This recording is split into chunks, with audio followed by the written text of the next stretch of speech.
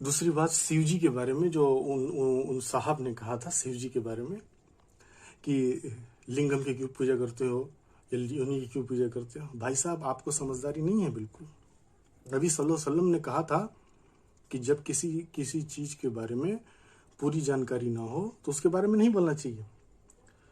नबी सल्लल्लाहु अलैहि वसल्लम ने क्या कहा था मैं बताऊं। नबी सल्लल्लाहु अलैहि वसल्लम ने बोला था कि अपनी 1000 बड़ाई करो, अपने दीन के बारे में 1000 बड़ाई करो, मगर किसी के दीन के बारे में एक बुराई भी ना करो। यह हदीस में मौजूद है। आपको लिंग और योनि के फिलॉसफी के बारे में कुछ मालूम नहीं है और आप कुछ भी अनाप शनाप बोल रहे हैं। आपने बोल रहे हैं कि राम जी होते तो ये करते वो करते। अरे भाई, राम जी ने रामेश्वरम में शिवलिंग की पूजा की थी, तभी उस जगह का नाम रामेश्वरम हुआ।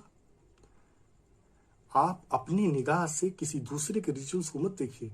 इस्लाम की निगाह से हिंदुज्म को नहीं समझा जा सकता, या हिंदुज्म की निगाह को इस्लाम से नहीं समझा जा सकता। इस्लाम का एक अलग डायरेक्शन है, अलग वे है। हिंदुज्म का एक अलग डायरेक्शन है, अलग वे है, अलग वे ऑफ अंडरस्टैंडिंग है। इस्लाम पर्दे को कहता है, हिंदुज्म खुलेपन को सपोर्ट करता है, क्योंकि उसकी समझदारी ऊपर चली गई है। हम मोक्ष के बारे में, हमारी फिलॉसफी नहीं है, उनका फिलॉसफी मोक्ष के बारे में है, जो जन्नत और जहन्नम से ऊपर एक स्टेज में जाती है, जिसके बारे में हमारे सूफिया इकराम कह के गए हैं, जिसके बारे में जिक्र राबिया बसरी कहती हैं, जिसके बारे में जिक्र मंसूर अल हल्लाज कह के गए हैं। तो शिवलिंग के बारे में आता हूं। शिवलिंग जो है ना, वो प्रकृति का चिन्ह है। वो अगर वो घटना नहीं होती तो सृष्टि कैसे होती। वो एक सृष्टि है ना, वो एक सृष्टि का चिन्ह है। जो भाई साहब शिव जी के बारे में बोले, वो क्या अलग डायरेक्शन से आए हैं, या पसीना से उनका पैदावार हो गया था, या कुछ जड़ी बूटी खा लिया गया था तो वो पैदा हो गए थे। सबका प्रोसेस वही है। हिंदुज्म उस खुली फिलॉसफी को कहता है कि वो मोक्ष, वो माया का द्वार है। जिस चीज की पूजा करते हैं ना, वो माया का द्वार है। उसी से माया में एंट्री होती है हमारी। हम एज अ बॉडी उसी कृत्य के कारण, उसी प्रकृति के कारण माया में एंटर करते हैं। आपको माया मालूम है? माया मतलब होता है, ये जो दुनिया है ये वहदत है। ये दुनिया रियल वर्ल्ड नहीं है, ये जस्ट एक सपना चल रहा है, जिसको इस्लामिक फिलोसफी में या सूफी फिलोसफी में वहदतुल वजूद कहते हैं, कि ये एक वहदत चल रहा है। This is not real world, है ना। तो हम माया में एंट्री करते हैं उसी प्रोसेस के द्वारा, और वही प्रोसेस से हम माया के द्वार से बाहर निकल जा सकते हैं।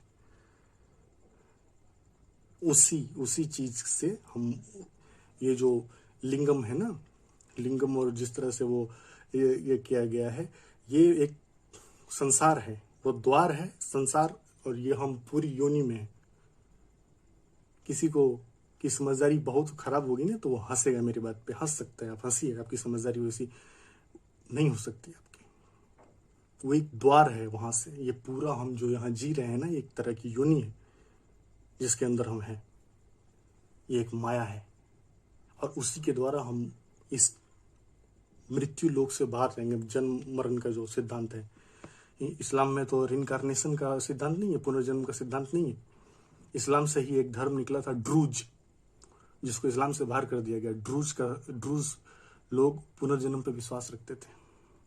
इस्लामिक फिलोसोफर जो उस चीज को सोच के उससे आगे निकल गए, उनको इस्लाम से बाहर निकल गया।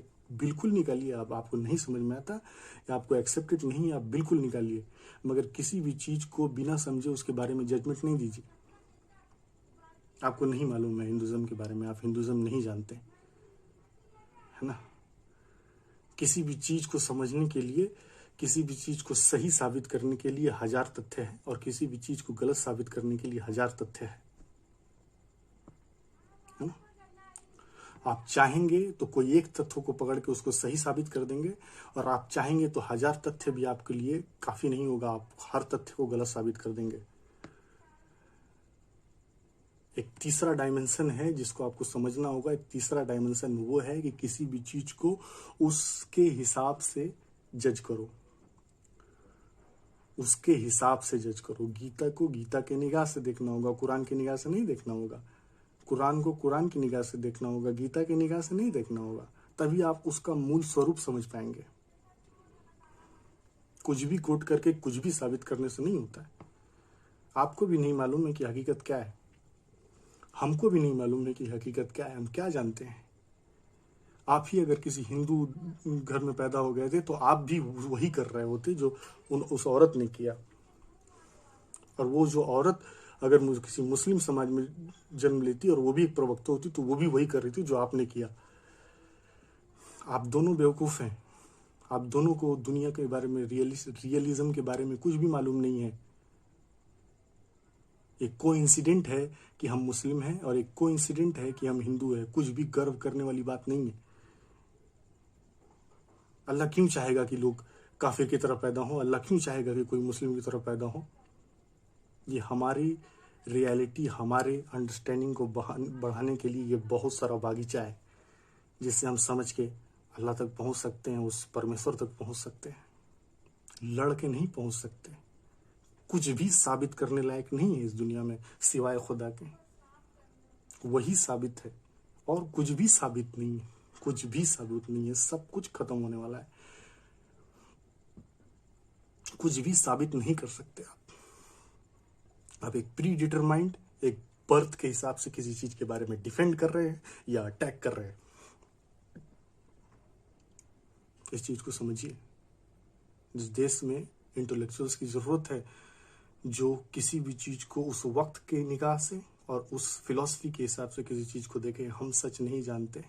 We don't know about Allah, we don't know about anything of this world. कुछ नहीं जानते हम सर्च कर रहे हैं। हम कोशिश कर रहे हैं उस चीज को समझने की। अल्लाह को समझना इतना आसान है। तुम्हारी औकात क्या है? हमारी औकात क्या है कि हम उसको समझ सकते हैं जिसने हमें बनाया? नर्म बनिए और समझिए। किसी का अपमान मत कीजिए। हमारे नबी ने भी कहा था कि किसी का अपमान मत कीजिए। नबी को फॉलो कीजिए, नबी को समझने की कोशिश कीजिए। इस्लाम का एक अलग डायरेक्शन है।